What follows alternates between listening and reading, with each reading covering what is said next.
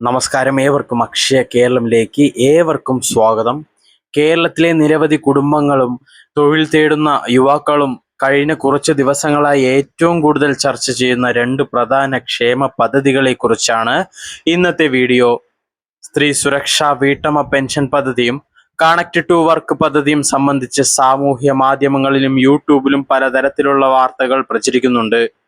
ചിലർ പദ്ധതി പൂർണ്ണമായും അവസാനിപ്പിച്ചു എന്ന് പറയുന്നു, മറ്റു ചിലർ വളരെ വേഗം വീണ്ടും ആരംഭിക്കുമെന്നാണ് പറയുന്നത്. എന്നാൽ യാഥാർത്ഥ്യത്തിൽ ഇപ്പോഴുള്ള സാഹചര്യം എന്താണ്? ഔദ്യോഗിക തലത്തിൽ എന്തൊക്കെയാണ് ചർച്ചകൾ നടക്കുന്നത്? ഗുണഭോക്താക്കൾ ഇനി എന്താണ് ചെയ്യേണ്ടത്? വിശദമായി നമ്മൾക്ക് നോക്കാം. ആദ്യം സ്ത്രീ സുരക്ഷാ വീട്ടമ്മ പെൻഷൻ പദ്ധതിയെക്കുറിച്ച് നോക്കാം. ഈ പദ്ധതി പ്രഖ്യാപിക്കപ്പെട്ടപ്പോൾ നിരവധി വീട്ടമ്മമാർക്ക് ഇത് വലിയ പ്രതീക്ഷ നൽകിയിരുന്നു. കുടുംബത്തിൽ വരുമാനമില്ലാത്ത സ്ത്രീകൾക്ക് പ്രതിമാസ സാമ്പത്തിക സഹായം ലഭ്യമാക്കുക എന്ന ലക്ഷ്യത്തോടെ ആയിരുന്നു പദ്ധതി അവതരിപ്പിക്കപ്പെട്ടത്. അതുകൊണ്ട് തന്നെ സംസ്ഥാനത്തെ വിവിധ ഭാഗങ്ങളിൽ നിന്ന് വലിയ തോതിൽ അപേക്ഷകളും എത്തിയിരുന്നു. എന്നാൽ പിന്നീട് സംസ്ഥാനത്ത് സർക്കാർ മാറിയതോടെ പുതിയ ഭരണകൂടം നിലവിൽ വന്ന എല്ലാ പുതിയ പദ്ധതികളുടെയും സാമ്പത്തികവും ഭരണപരവുമായ അവലോകനം ആരംഭിച്ചു. അതിന്റെ ഭാഗമായാണ് സ്ത്രീ സുരക്ഷാ പദ്ധതിയും വീണ്ടും പരിശോധിക്കുന്നതിനായി റിപ്പോർട്ടുകൾ പുറത്തു വന്നത്.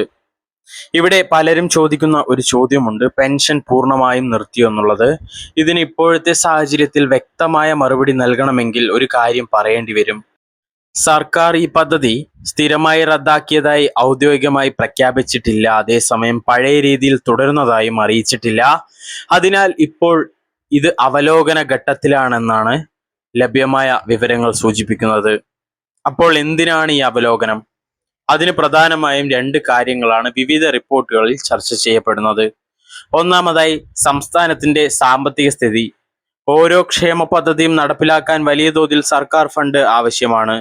ഓരോ മാസവും ലക്ഷക്കണക്കിന് ഗുണഭോക്താക്കൾക്ക് തുക വിതരണം ചെയ്യേണ്ടി വരുമ്പോൾ അതിനുള്ള ധനസമാഹരണം, വാർഷിക ചെലവ്, മറ്റ് ക്ഷേമ പദ്ധതികൾക്കുള്ള ഫണ്ട് എന്നിവയെല്ലാം സർക്കാർ പരിശോധിക്കേണ്ടതുണ്ട്.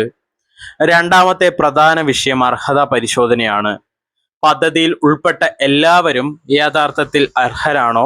അപേക്ഷകളിൽ നൽകിയ വിവരങ്ങൾ കൃത്യമാണോ? വരുമാന പരിധി, കുടുംബത്തിന്റെ സാമ്പത്തിക സ്ഥിതി, മറ്റ് സർക്കാർ ആനുകൂല്യങ്ങൾ ലഭിക്കുന്നുണ്ടോ തുടങ്ങിയ കാര്യങ്ങൾ വീണ്ടും പരിശോധിക്കേണ്ട സാഹചര്യം ഉണ്ടായിട്ടുണ്ടോ എന്നതും ഉദ്യോഗസ്ഥർ വിലയിരുത്തുന്നു എന്നാണ് റിപ്പോർട്ടുകൾ സൂചിപ്പിക്കുന്നത്. ഇത്തരം പരിശോധനകൾ ഓരോ പദ്ധതിയിൽ മാത്രം നടക്കുന്ന കാര്യമല്ല.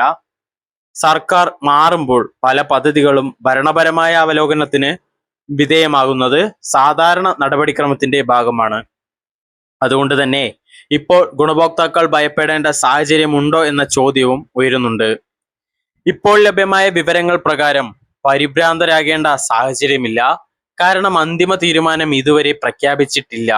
സർക്കാർ വിശദമായ പരിശോധനകൾ പൂർത്തിയാക്കിയ ശേഷമായിരിക്കും ഭാവി നടപടികൾ സംബന്ധിച്ച് ഔദ്യോഗികമായി അറിയിക്കുക. ഇപ്പോൾ കണക്ട് ടു വർക്ക് പദ്ധതിയെക്കുറിച്ചും നമുക്ക് നോക്കാം. കേരളത്തിലെ യുവാക്കൾക്ക് തൊഴിൽ ലഭ്യമാക്കുക, തൊഴിൽ പരിശീലനവും ജോലി കണ്ടെത്തുന്നതിനുമായ സാമ്പത്തിക ബുദ്ധിമുട്ടുകൾ കുറയ്ക്കുക എന്ന ലക്ഷ്യത്തോടെയാണ് ഈ പദ്ധതി അവതരിപ്പിക്കപ്പെട്ടത്. വിദ്യാഭ്യാസം പൂർത്തിയാക്കിയ ശേഷം ജോലി തേടുന്ന നിരവധി യുവാക്കൾക്ക് ഈ പദ്ധതി വലിയ പ്രതീക്ഷയായിരുന്നു. എന്നാൽ ഈ പദ്ധതിയും ഇപ്പോൾ അവലോകനത്തിലാണെന്ന റിപ്പോർട്ടുകൾ പുറത്തു വന്നതോടെ നിരവധി അപേക്ഷകർ ആശങ്ക പ്രകടിപ്പിച്ചു. ചിലർ അപേക്ഷ നൽകിയിരുന്നു, ചിലർ ആനുകൂല്യം ലഭിക്കുമെന്ന് പ്രതീക്ഷിച്ചിരുന്നു. എന്നാൽ നിലവിലെ സാഹചര്യത്തിൽ സർക്കാർ ഈ പദ്ധതിയുടെ നടത്തിപ്പ്, സാമ്പത്തിക ബാധ്യത, അർഹതാ മാനദണ്ഡങ്ങൾ എന്നിവ വീണ്ടും പരിശോധിക്കുകയാണെന്ന വിവരങ്ങളാണ് പുറത്തു വരുന്നത്. ഇവിടെ ഒരു കാര്യം പ്രത്യേകം ശ്രദ്ധിക്കണം. അവലോകനം നടക്കുന്നു എന്നത് പദ്ധതി അവസാനിപ്പിച്ചു എന്നതിന് തുല്യമല്ല. അതുപോലെ പദ്ധതി ഉടൻ തന്നെ പഴയ രീതിയിൽ തുടരുമെന്നും ഇപ്പോൾ പറയാനും ആവില്ല. അതിനാൽ ഔദ്യോഗിക ഉത്തരവ് വരുന്നതുവരെ കാത്തിരിക്കുക എന്നതാണ് ഏറ്റവും സുരക്ഷിതമായ സമീപനം. പലപ്പോഴും സർക്കാർ ഒരു പദ്ധതിയിൽ ചെറിയ മാറ്റം മാത്രം വരുത്തുകയും പിന്നീട് വീണ്ടും ആരംഭിക്കുകയും ചെയ്യുന്ന സാഹചര്യം ഉണ്ടാകാറുണ്ട്. ചിലപ്പോൾ അർഹതാ മാനദണ്ഡങ്ങൾ കൂടുതൽ കർശനമാക്കാം, ചിലപ്പോൾ അപേക്ഷാ നടപടികളിൽ മാറ്റം വരാം. ചില സാഹചര്യങ്ങളിൽ സാമ്പത്തിക വിനിയോഗം പുനഃക്രമീകരിച്ച ശേഷമായിരിക്കാം പദ്ധതി വീണ്ടും മുന്നോട്ട് പോവുക. അതുകൊണ്ട് തന്നെ ഇപ്പോൾ പ്രചരിക്കുന്ന എല്ലാ വാർത്തകളും സത്യമല്ല.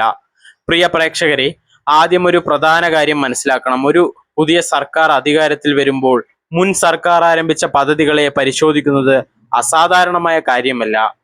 ആ പദ്ധതിയുടെ ലക്ഷ്യം, സാമ്പത്തിക ബാധ്യത, ഗുണഭോക്താക്കളുടെ എണ്ണം, പദ്ധതിയുടെ ഫലപ്രാപ്തി, ഭാവിയിൽ അത് തുടരാൻ കഴിയുമോ എന്നീ കാര്യങ്ങൾ വിലയിരുത്തുന്നതാണ് ഭരണപരമായ നടപടികളുടെ ഭാഗം.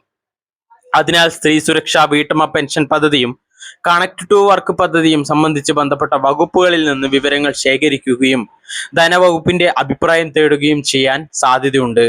എത്ര പേർക്കാണ് ഇതുവരെ ആനുകൂല്യം ലഭിച്ചത്, എത്ര അപേക്ഷകൾ ഇനിയും പരിശോധിക്കാനുണ്ട്, സർക്കാർ ഇതിനായി എത്ര രൂപ ചിലവഴിച്ചു, ഭാവിയിൽ വാർഷികമായി എത്ര രൂപ ആവശ്യമായി വരും തുടങ്ങിയ കാര്യങ്ങൾ വിശദമായി വിലയിരുത്തിയ ശേഷമായിരിക്കും അന്തിമ തീരുമാനം ഉണ്ടാവുക.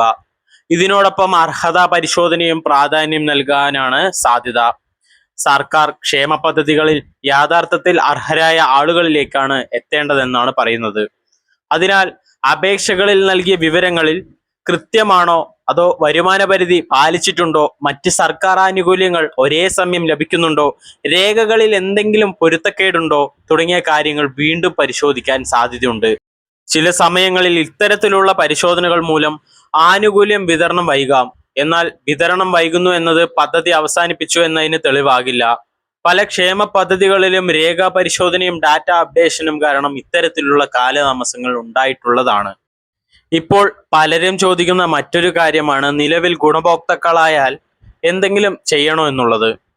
ഇപ്പോൾ സർക്കാർ പ്രത്യേക നിർദ്ദേശമൊന്നും നൽകിയിട്ടില്ലെങ്കിൽ പുതിയ അപേക്ഷ നൽകുകയോ വീണ്ടും രജിസ്റ്റർ ചെയ്യുകയോ ചെയ്യേണ്ട സാഹചര്യമില്ല. എന്നാൽ നിങ്ങളുടെ ബാങ്ക് അക്കൗണ്ട്, ആധാർ വിവരങ്ങൾ, മൊബൈൽ നമ്പർ, മറ്റ് രേഖകൾ എന്നിവ കൃത്യമാണെന്ന് ഉറപ്പാക്കുന്നത് നല്ലതാണ്. സർക്കാർ പിന്നീട് എന്തെങ്കിലും പുതുക്കിയ നിർദ്ദേശങ്ങൾ നൽകിയാൽ അത് സമയബന്ധിതമായി പാലിക്കാനും ശ്രദ്ധിക്കണം. കണക്ട് ടു വർക്ക് പദ്ധതിയുടെ കാര്യത്തിലും ഇതേ സമീപനമാണ് സ്വീകരിക്കേണ്ടത്. ജോലി അന്വേഷിക്കുന്ന യുവാക്കൾക്കായി പുതിയ ഈ പദ്ധതി നിരവധി പേർക്ക് പ്രതീക്ഷയോടെയാണ് കണ്ടിരുന്നത്. സർക്കാർ അവലോകനം പൂർത്തിയാക്കിയ ശേഷം പദ്ധതി പഴയ രീതിയിൽ തുടരണമോ, മാറ്റങ്ങളോടെ നടപ്പിലാക്കണമോ, പുതിയ മാർഗനിർദ്ദേശങ്ങൾ കൊണ്ടുവരണോ എന്ന വ്യക്തത വരാൻ സാധ്യതയുണ്ട്. അതുപോലെ തന്നെ സംസ്ഥാനത്തെ എല്ലാ ക്ഷേമ പദ്ധതികളും സർക്കാർ ബജറ്റിന്റെ ഭാഗമായാണ് നടപ്പാക്കുന്നത്. അതിനാൽ ഓരോ പദ്ധതിയും നടപ്പിലാക്കുന്നതിന് മുൻപ് അതിന്റെ സാമ്പത്തിക ബാധ്യത സർക്കാർ കണക്കാക്കുന്നത് സ്വാഭാവികമായ കാര്യം തന്നെയാണ്. അതുപോലെ തന്നെ വേറൊരു കാര്യമാണ്, വ്യാജ വെബ്സൈറ്റുകളെ കുറിച്ചും ജാഗ്രത വേണം. സർക്കാർ പദ്ധതികളുടെ പേരിൽ വ്യക്തിഗത വിവരങ്ങൾ ആവശ്യപ്പെടുന്ന ലിങ്കുകൾ, ബാങ്ക് വിവരങ്ങൾ ചോദിക്കുന്ന സന്ദേശങ്ങൾ, OTP ആവശ്യപ്പെടുന്ന ഫോൺ കോളുകൾ എന്നിവയിൽ നിന്ന് വിട്ടുനിൽക്കണം. സർക്കാർ വകുപ്പുകൾ സാധാരണയായി ഔദ്യോഗിക മാർഗനിർദ്ദേശങ്ങളിലൂടെയാണ് അറിയിപ്പുകൾ നൽകുന്നത്. ഇനി ഒരു കാര്യം കൂടി ശ്രദ്ധിക്കണം, സർക്കാർ പുതിയ തീരുമാനങ്ങൾ എടുക്കുമ്പോൾ അത് ഒരു ദിവസം കൊണ്ട് നടപ്പാക്കണമെന്നില്ല. പലപ്പോഴും സർക്കാർ ഉത്തരവ്, വകുപ്പ് സർക്കുലർ, നടപ്പാക്കൽ നാമനിർദ്ദേശങ്ങൾ, പ്രാദേശിക ഓഫീസുകൾക്ക് നൽകുന്ന നിർദ്ദേശങ്ങൾ എന്നിവ ഘട്ടം ഘട്ടമായാണ് പുറത്തു വരുന്നത്. അതിനാൽ ഔദ്യോഗിക പ്രഖ്യാപനത്തിന് ശേഷവും ചില ഭരണപരമായ നടപടികൾക്ക് സമയമെടുക്കാൻ സാധ്യതയുണ്ട്. ഇവിടെ പ്രേക്ഷകരോട് ഒരു അഭ്യർത്ഥനയുമുണ്ട്. നിങ്ങൾ ഈ 2 പദ്ധതികളുമായി ബന്ധപ്പെട്ട് എന്തെങ്കിലും ഔദ്യോഗിക അറിയിപ്പ് ലഭിച്ചാൽ അത് വിശ്വസനീയമായ ഉറവിടങ്ങളിൽ നിന്ന് സ്ഥിരീകരിച്ച ശേഷം മാത്രം മറ്റുള്ളവരുമായി പങ്കുവെക്കുക. തെറ്റായ വിവരങ്ങൾ സമൂഹത്തിൽ അനാവശ്യ ആശയക്കുഴപ്പങ്ങൾ സൃഷ്ടിക്കാൻ കാരണമാവും.